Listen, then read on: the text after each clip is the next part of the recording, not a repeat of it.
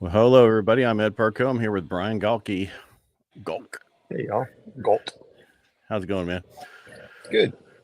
What you up to? You at an event, I see? Yeah, I'm at an event learning on some real estate stuff and tax liens. So I'm working from the hotel. So if you hear background noise, that's why. Or if the Wi-Fi cuts out, Are you blame Hyatt. getting into real estate now? No, a buddy of mine was here. He had a free ticket. So I'm just learning about it all. I haven't finished your book yet. So if I got in this premature, it'd probably fail.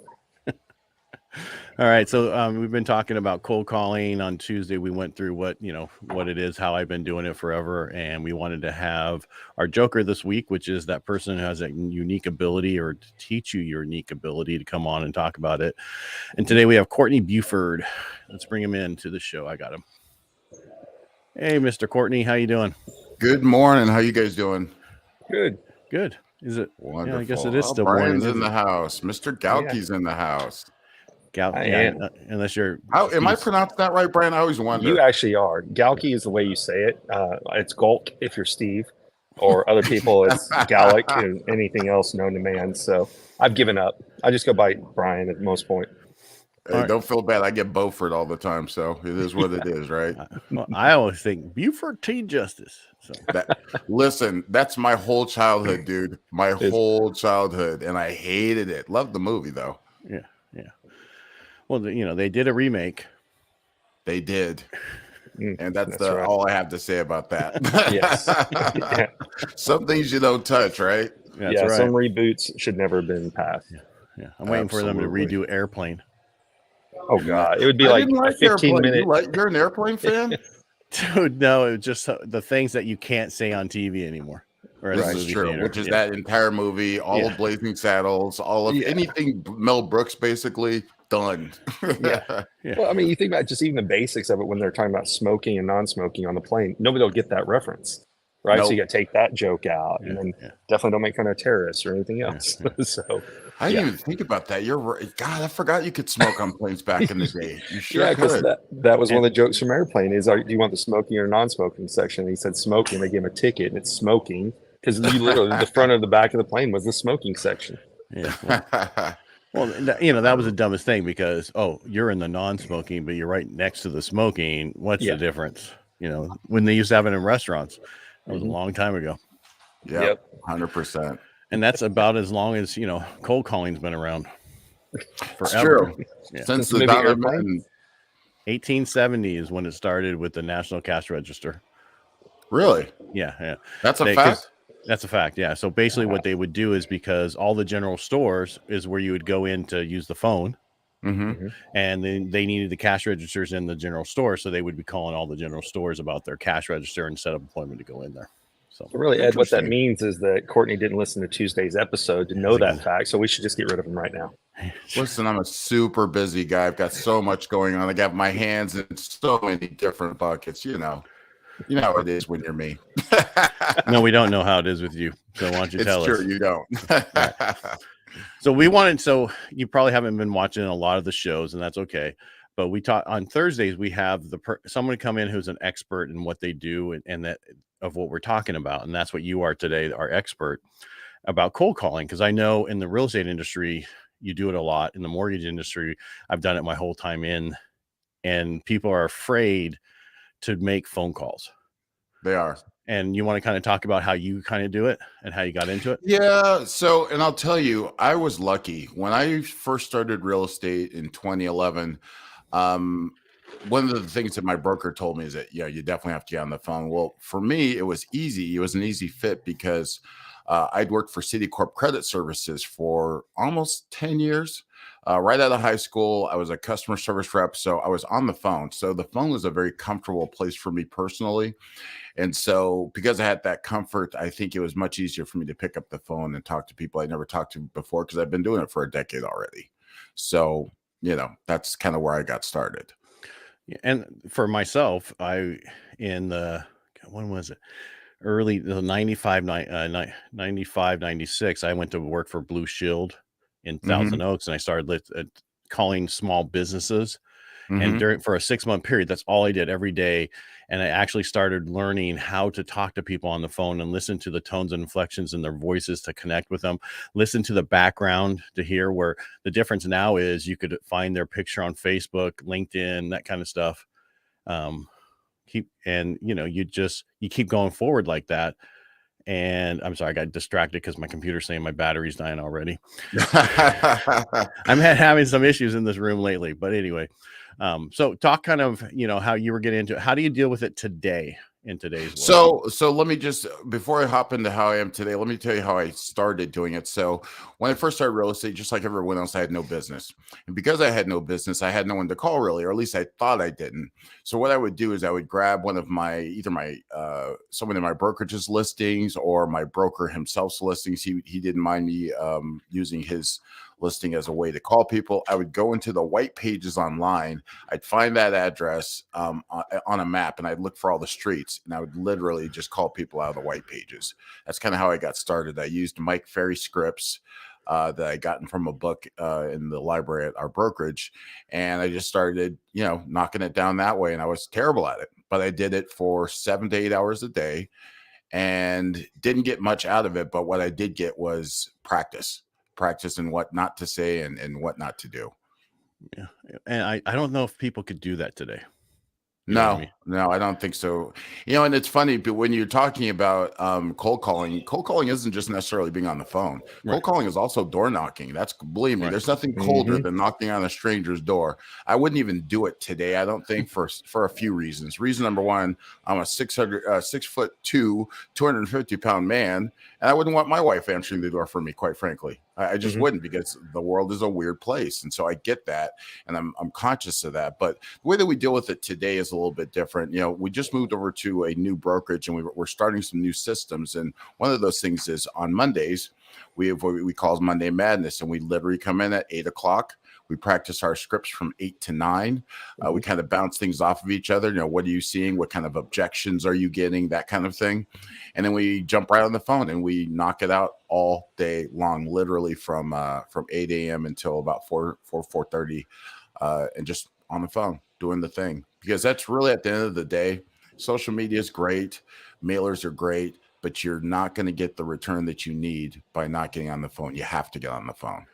Yeah, I think people are afraid to get on the phone because they get instant feedback from the other side. Where when they do social media or they do something else, they're like, okay, or send an email. They're like, okay, well, that was easy. Yeah, that's the problem. If it's easy, it's not good. Anything worth doing is usually hard. Yeah, I think people get afraid of part of it's the rejection, and agents specifically are always looking. If you want to get an agent's attention, just tell them that you have an alternative to cold calling, and they will come running in droves, because everybody wants that easy way out. And I've been guilty of that myself. I have a YouTube channel, and I got myself drowned in just doing videos and not calling. I stopped calling completely. Luckily for me, the last couple of years, the market's been great, and I haven't had to jump on the phone. But believe me, since October of last year, when things started to get a little squirrely, I definitely had to pick the phone back up, because I knew that doing the videos and social just was not going to be enough. And I was right about that. And that's kind of why we started this, because for the last 2.5 years, we've been able to do a low-lying fruit very easily. Haven't had, you talk to 10 people, you have 10 transactions. Now you talk to 10 people, you're lucky to get one. So you have to talk to 100 to get to 10. Where prior to this, it was so easy to do it. You could talk to 10 people, get 10 transactions, and take the rest of the week off.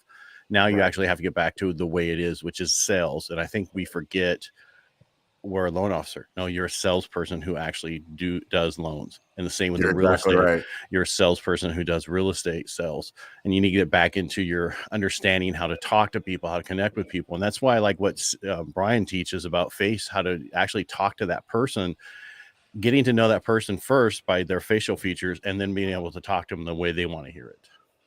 I'll tell you, it's funny you bring up Brian, because when I first met Brian and I came back, so we were at that seminar for a couple of days for Steve Sims, and I saw Brian in action, not just in speaking about what he does, but afterwards when we were all hanging out, and just seeing him live action, walking up to strangers, building rapport, telling them about themselves was amazing. And so I took that, he gave us these little cheat cards, went back to back home, and I did have an appointment, and I remember staring at these people's faces, looking at their eyebrows. The eyebrow thing always stuck out to me. So I always use that as my kind of go-to to see how I should talk to people. And it does work. That is not a plug. I'm just being honest. It actually works. And I was actually surprised to see it. And I even tried it on myself. I mean, I was looking at my own face. I'm like, my eyebrows are kind of short here, which means that, that I like you to be direct. And that's true. I don't like a lot of fluff. I want you to get to the point quickly. Tell me what I need to know. I don't want all the roundabouts and nonsense. So it's a good tool, and definitely it's useful in prospecting in general, especially face-to-face. And you can thank me later, Brian. You can thank me later for putting him up like that, so you can cut that up for your testimonial. Make check payable to Courtney Beauford. That's COURT. Well, no, I knew you were going to talk like that, and I thought, let's save this for Brian future. You can put that. I appreciate that. But it's so true. You got it. In today's world, I mean, if you have a lead, or lead from the internet, they want 3 minutes to get contacted again. You have no time at all. And a lot of times those are horrible leads, but we still have to get to them and process them. And there's so many new systems that can do that for you, where you don't have to be that person on all the time. Because I get people calling me at like 8 o'clock at night when they're off, and they think I should be working when I've already worked 12 hours. Right. And then, I try to explain to them, when you go home, does your boss call you? I mean, they don't understand the same thing. Yeah, it's true. Yeah. And so that's why we've been starting to use high level that actually connects all that stuff. So, me personally, I unfortunately don't have the luxury of telling people that I'm done, and I know exactly what you mean, because it's tough. You get up. I mean, I'm up because I'm old at 4:30 most of the time. I might not be out of bed, but I'm awake, man. I can't sleep in. Even on Sunday, I'm up. So it's a long day. It is. And you're right. Once people get done with their life and their work and so forth, that's kind of when they have the time to talk to you. Nobody really wants to talk to you. And that's the one thing that I might be adjusting on our prospecting thing, is that, we come in and we call on Monday morning. Well, Monday morning's tough. People are headed to work. They're making sure their kids are set for the week. It's not that they don't need you. It's just not the right time. And that's a big thing. So what we'll do is, like, before we moved, we would do Tuesday afternoon. So we would do 3 to 5 to see if we can get a better return on our calls. And you got to remember too, there's no such thing as a bad lead. There are only leads that are not ready.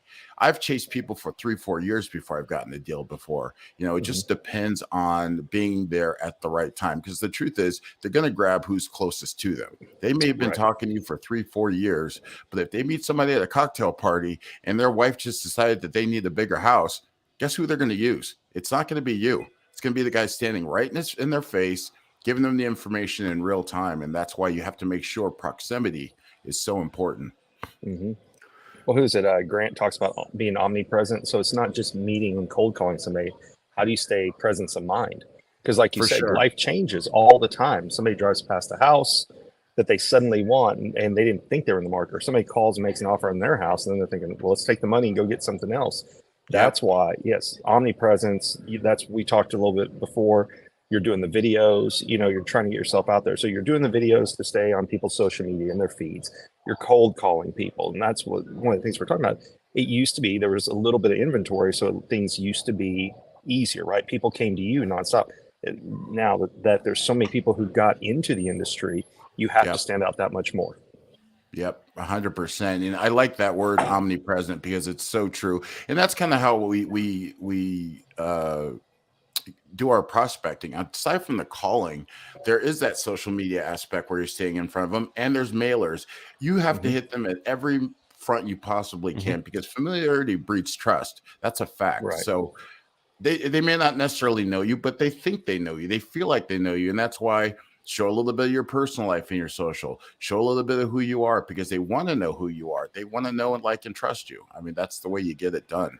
But there's no substitution, like I said, for just picking up the phone and doing what you got to do. And it sucks sometimes. A lot of the times, how many times I get hung up on a day? I mean, it's rough. How many? I'm not talking about just Ed. I mean, Ed hangs up on me too, but no, he Brian doesn't call me back. Yeah, he doesn't even call me back, so they can't get hung up on. Ed's camera falls off all the time, so He's that's just baby part of who he is. too, man. He gets so mad. I'm like, call you back, and I do forget. Like I said, I'm old, so I do forget. It is what it is. And then I send him Sanford and Son pictures, so he really remembers who it was, who he's supposed to be calling. It's true, but I'm in touch with the media. We'll be canceling him next week, so it's fine. Yeah. It's not my fault you look like him. I couldn't afford to pay just for men anymore, dude. Yeah. But it's so important to be in front of people, and that's why having a CRM that we talked about a couple of weeks ago is so important, and have people at certain touch points and drip campaigns set up.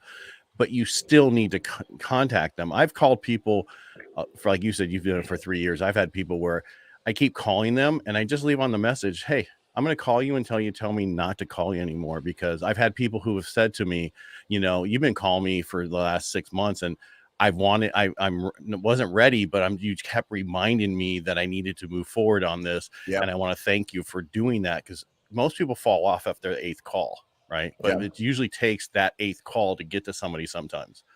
It's just important. Call them. Is actually 14 follow-ups before people will transact with you. That's a real number. So, the average agent, you can't get them to return, to reach out 3 times in a row, let alone 14. Right. So they're leaving money on the table, and it's hard. I mean, you do get tired of calling the same people, and it is a daunting task, but it's one that will pay off in spades if you decide that, I'm going to be tenacious. I'm going to do what I have to do. You have to be a machine. It doesn't matter that they hung up. Guess what? Hanging up doesn't mean they said no. They just said, I don't have time for you. That's all that means. Right. So, you're trying to build a relationship, and that's exactly what you do, right? You don't call your friend once and say, hey, you want to be friends, and that's it. You send them text messages when something you see, a meme reminds you of them. You send them an email if there's an article you like. You have to do the same thing with customers, and that's what people don't get. They think, oh, that one said no, let me move on to the next one. But like you said, it's a no for now, but it's not a no forever. And that's what salespeople, you hear about this all the time, oh, it's all a numbers game. You just throw spaghetti at the wall. But sometimes it's calling those same people back. Because to your point, who are you competing against? Door knockers, other things where, this is how you do it. When you talk to friends or family, do you want to FaceTime them or text them or call them? You don't just want to send them emails, right? You do try all these different ways to keep in contact with your friends and keep those relationships going. And customers are no different.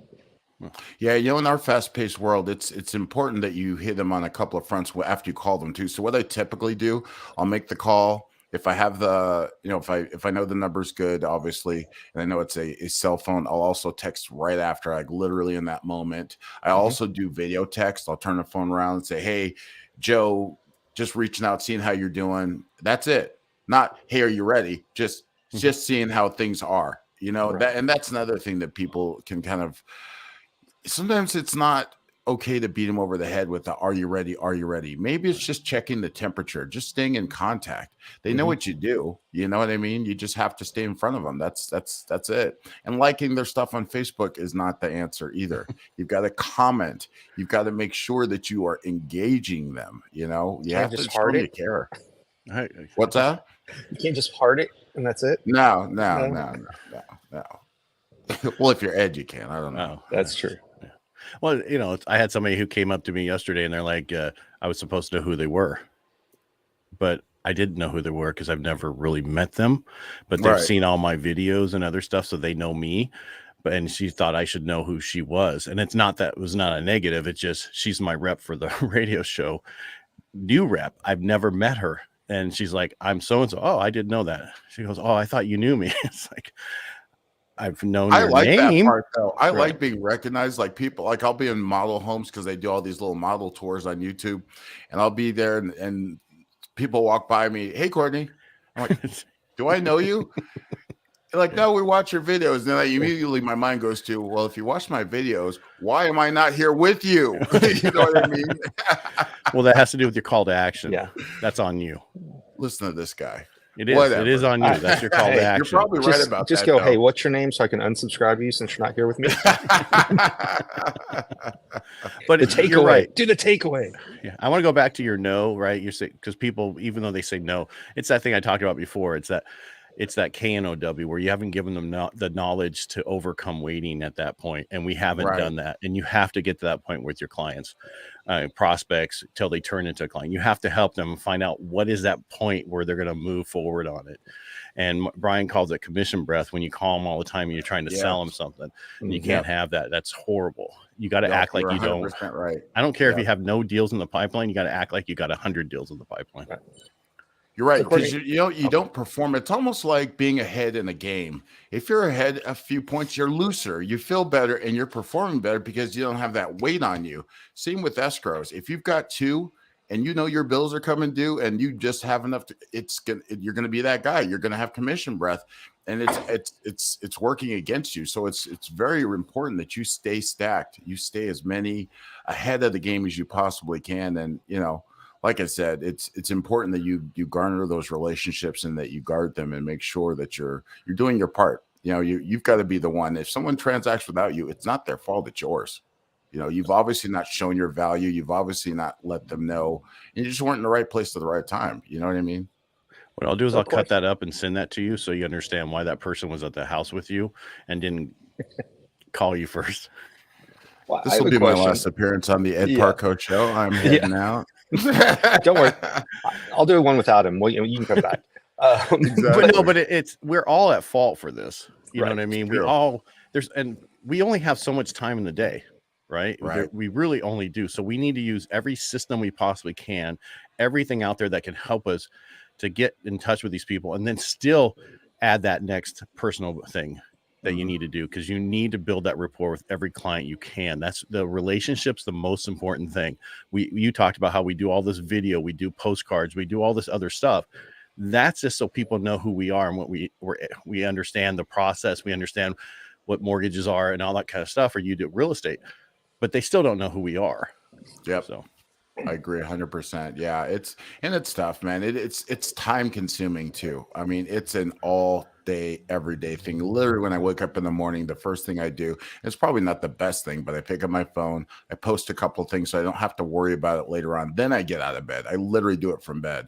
I have a couple of folders in my phone with just little clips of stuff. I throw those on my stories or my reel or whatever, just so I have something out there, because I never want it to be empty. Every now and then I'll let it run out completely and then I'll start over, because that kind of helps your engagement. Courtney, you have a lot of stuff in your information below. You've got your phone number, you got your email address. What is your Instagram so people can start following you? It's at _Courtney Beauford. At the Courtney Beauford. Okay. Yeah, there just wasn't enough room, and and Ed was crying about how much stuff I had under my name, so I didn't want to add any extra. We'll put it in the show notes later so people can find it. Because you have an interesting challenge, and that is because of where you're located. So for everybody who doesn't know, Las Vegas, right? Is you see his email address, Courtney@CourtneySellsLasVegas.com. Is not only do you have local people, but how do you get in touch with people who may be moving to Vegas? Like if let's say I live in Dallas, Texas, I decide I want to buy somewhere in Vegas, how would people know to find you that way? Or how would you go about cold calling or prospecting from that? Funny you say that. I get most of my out-of-town folks from my YouTube channel. In fact, every person I've ever transacted, I get about 5 to 6 off of YouTube each year, and every one of them is a relocation. And I think it's just a symptom of them just searching. There's so much of that out there. I think they look specifically for Las Vegas, look for agents, and that's how I get found. And it's funny, I don't even have a big following. I think I have 800 subscribers or 750, something like that. But you don't need a bunch. You just need the right ones. You know what I mean? So 5 deals, an extra 5 deals a year to do what you're already doing is amazing. It's the return on that is huge. And plus, on top of that, the fact that I'm doing these tours, I know about every piece of inventory in town. I know every new home construction. I know every sales agent. All of those things are important to the client, because when you have those relationships with the builders, you can walk in and you can do what you need to do. You can maybe get some more incentives, what you can and can't get, that kind of thing, things that are coming up, that type of thing. Right. And he gets a lot of business from other people who refer to him. Yeah, Brian has sent me a few people. It's true. Now he's talking about himself. No, what I'm getting at is the connections you've made through Sims and other people. We all who's the person in Vegas? It's Courtney. I've had you on the radio show a few times to have people understand to move to Vegas and kind of stuff, because people want to know who to look for. I mean, you can have the name of the town, Las Vegas, in a video. And when people search on YouTube, that's what's going to come up. And you want to make sure you have that kind of stuff and you have the right SEO on your stuff. So when people are searching that, your stuff comes up. It's true. It's true. Is that how your wife found me? Yeah, she's the one that actually referred, not just. Actually, she asked me who, and I said, use Courtney, by the way. Yeah. Don't be alarmed, folks. This is how we talk to each other all the time. That's right. If anybody has met through Steve, which we all have, this is how we all talk to each other. So yeah, we all have issues. That's Lots of brothers. All right. So what would you say is your best success story with cold calling? Very early on, I did, like I said, I didn't have any business, and we don't have business. You just get on the phone. That's all you can do. And I was, my first broker had a bunch of leads that were just years and years old in a box. And I would just come in every day. I'd pull out a handful and I just start calling people. It's this gentleman from Canada. I didn't have any kind of experience at all. I hadn't sold anything actually. And I was just calling and calling and calling. And I finally got this gentleman to answer. He was an engineer looking for a vacation home. I ended up selling about a condo in Lake Las Vegas for, I think it was $450. But he bought it at the right time. It was originally at the time when I started, the market was 78% distressed properties. So this condo community that we had come into contact with, they were $1 million condos. He was getting for less than half. So of course, it's my biggest payday and it was exciting. And I built that relationship with him and I learned a lot in that situation too. It's funny too. I remember he was telling me what he liked about the condo and he's like, yes, it's beautiful and it's well appointed. I said, yeah, and it's furnished. Because I didn't know what appointed meant. You know what I mean? So, everything's a little learning situation and you only get embarrassed once and you never let it happen again, right?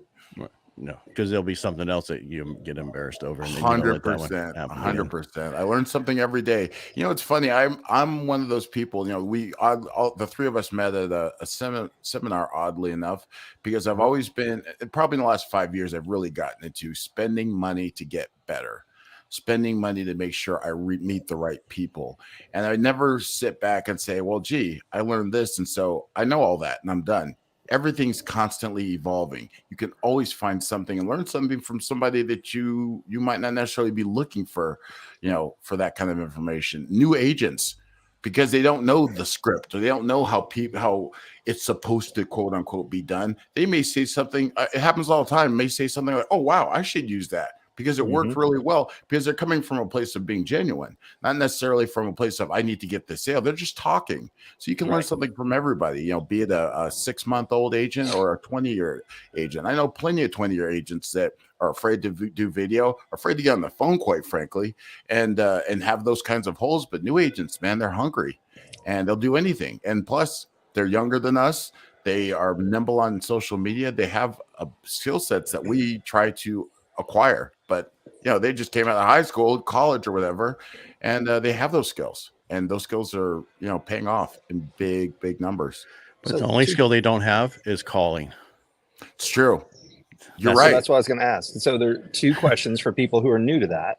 Is one, before you pick up the phone, is there some way that you get yourself mentally in that gear of I'm going to make these phone calls?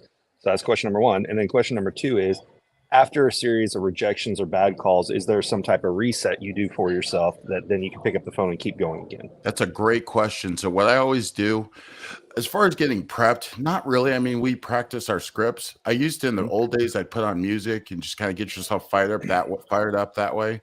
But to your point about getting a bunch of no's and kind of, because listen, it's exhausting. People don't think sitting around making calls is exhausting. It is mentally exhausting. But what I do to fix that is I'll call a bunch of folks I don't know at all. And when it starts to get too much, I'll hop in and start calling my sphere of influence. So I'll call my friends and family. I'll call someone I've maybe sold a home to, or my friend from high school, or whoever, just somebody I know that's going to give me a good feedback and not beat me over the head to kind of help my brain get back into that place. That's actually a really don't good call question, Ed Brian. at that point. Okay, I got you. Yeah, don't call Ed. But I would do the opposite. I would call somebody I know first and then get into cold calling. Really? Yeah, because then I'm already primed. I'm ready to. It's like warming up before you work out. You're ready to go. That's how I look at it, because you're already, hey, that was easy. Let me go to my next one. And then that person, you just get through them, and you definitely have to leave a message. You have to leave different things. And I think that's where the younger generation is failing right now, is they do great texts and some email, but leaving messages or calling people are the two things they don't do well. Right. It's right. You're right about that. And it's actually akin to public speaking, being able to stand in front of a crowd and talk about a subject. And that to me has always been a symptom of just preparation. If you feel good about the topic, you know what you're talking about, you're going to be less uncomfortable. And, you can prepare for those kinds of things. I took speech in high school and debate. And I think those skills have helped me. And plus, I'm a military brat. My dad was in the Air Force. We moved every 2 or 3 years. I constantly had to reinvent myself, constantly try to make new friends. And I think that's where I got that skill from, is to be able to talk to anybody. No, I'm not intimidated by anyone. I can speak to whoever. So. All right. Anything else you want to add today, Mister?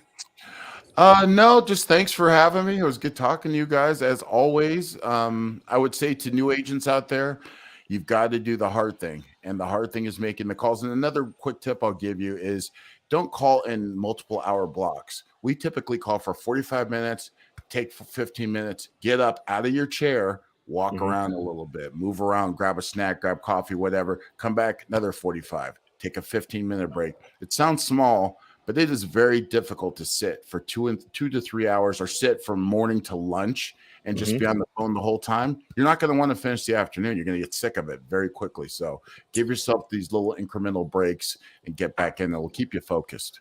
So there's actually a study that was done on that. So it's called the Pomodoro effect. And you can actually go and get Pomodoro timers, and you can set, all right, for example, Chrome has an extension where you can use the timer and it'll say, do this for 45 minutes. Then it'll unlock and let you play on the internet for 15 minutes. So you can actually stop yourself from getting on the internet and say, okay, lock all my browsers for 45 minutes. So I have to make phone calls. But there's Pomodoro timers you can get. You can, like I said, Chrome extensions, you name it, to help it, because it has been proven that you need that break. And that what they found with good mix was 45 to 15.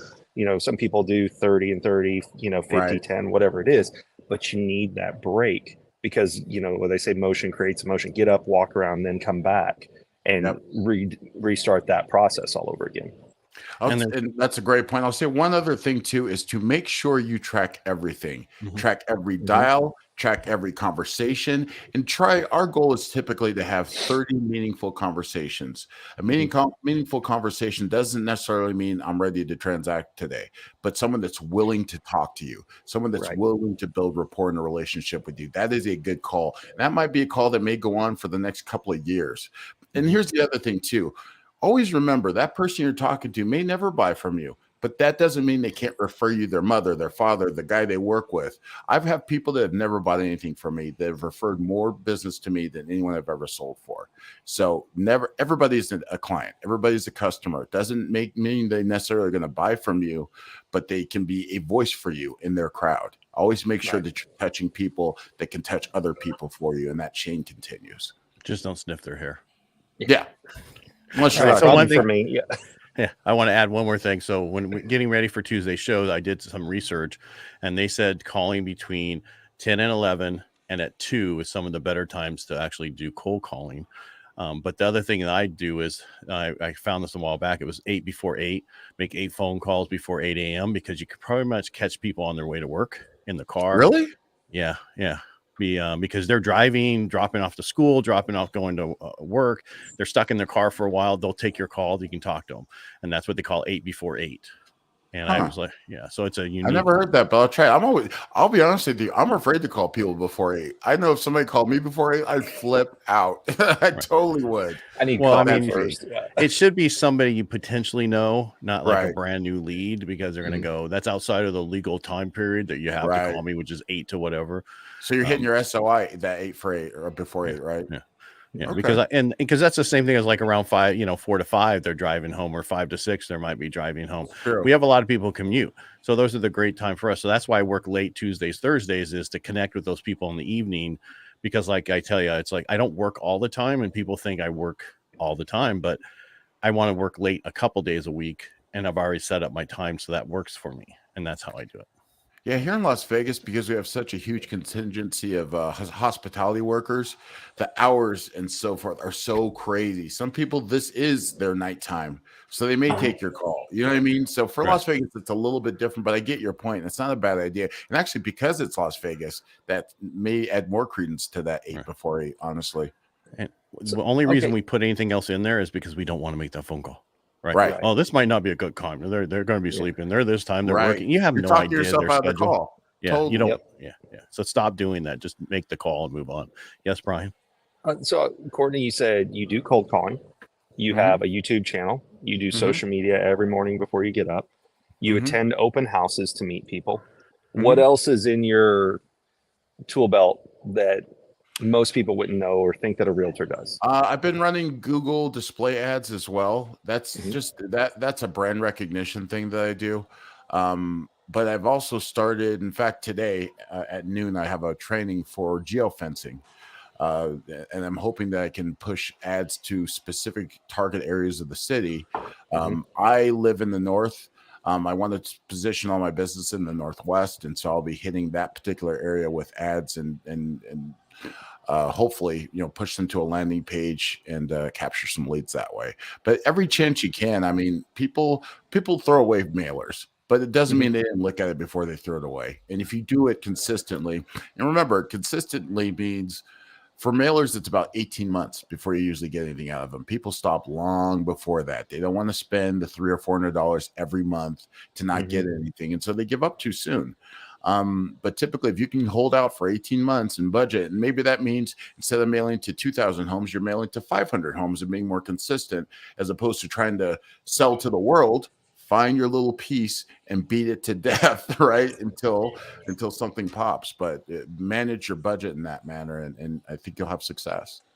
What you should do with your geofencing is geofence all the mortgage companies in the town and all the other real estate offices. So when they walk in there, your stuff pops up on their phone. I'm not kidding, because that's how it all started. Was Burger King was next to McDonald's, and they Burger King geofenced McDonald's, and when you walked in there, you'd get a little pop up on your phone about a discount next door, and that's how it all. Yeah, back in the day when it first started. Yeah. Interesting. So you can not only areas, you can do businesses. Yeah. I was thinking, seminars. We have a lot of Airbnb action going on in our town right now.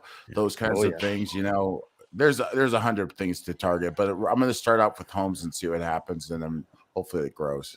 Because Steve did one of the mortgage events I was at, right? He geofenced it. So when you walked in outside the hallways, I think you couldn't do the whole thing. And so it's like, he was on everything. It's like, so you can do the same thing, but you could also do Home Depot, Lowe's, those places where homeowners go to get stuff. Those are the ones you could hit, and you would probably do better and cheaper than other places. So. For sure. 100%. There's tons of things you can focus on. I would say try to focus on 4. You can't do everything, because then you water down the things that you're good at. So, something online, something, paper, tangible, picking up the phone, sending text messages works too. But it can't just be text. You got to pick up the phone. Don't be afraid to talk to people. They want that. They need that connection. I think COVID has made it very acceptable to shoot videos to people. People aren't so weirded out about that anymore. You can meet people if if they're busy. How about a Zoom call? That kind of thing. You know what I mean? There's 100 ways to skin a cat. Just get creative with it. And by the way, for all you cat lovers out there, we apologize for his comment. You can send that email to Courtney at CourtneySellsLasVegas.com. Just had to put that little thing in there so we don't get in trouble. Absolutely. Well, thanks, guys. I appreciate it. I appreciate it, man. Yeah, thanks for being here today. Absolutely. I'll see you guys soon. Take care. Don't run away. Stay right there. I got to say goodbye. All right. Thank you for all watching. Brian, thanks for being here. Courtney, thanks for sharing your expertise. And we'll be back next Tuesday. And we'll surprise you what that is on next Tuesday, because I have no idea what we're going to be talking about next week, because I haven't thought about it and Brian haven't told me. All right. Make it a great day. Thanks for watching. If you like what we do here, subscribe and forward to other people. All right. Take care. Bye.